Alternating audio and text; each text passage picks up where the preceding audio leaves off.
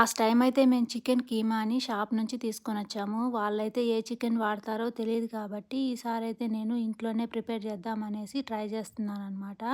మేము వాడేది కూడా బోన్‌లెస్ చికెనే కాబట్టి, దాన్నైతే నీట్‌గా చిన్న పీసుల్లాగా కట్ చేసుకొని, కొంచెం సేపయితే వాష్ చేసేసాను. ఇప్పుడైతే చాపర్‌లో యాడ్ చేసేసి, ఒక 1 మినిట్ మనం చాప్ చేసినా సరిపోతది. నేనైతే కొంచెం ఎక్కువగానే చాప్ చేశాను అనిపిచ్చింది. చాలా మెత్తగా పేస్ట్‌లాగా అయిపోయిందనమాట.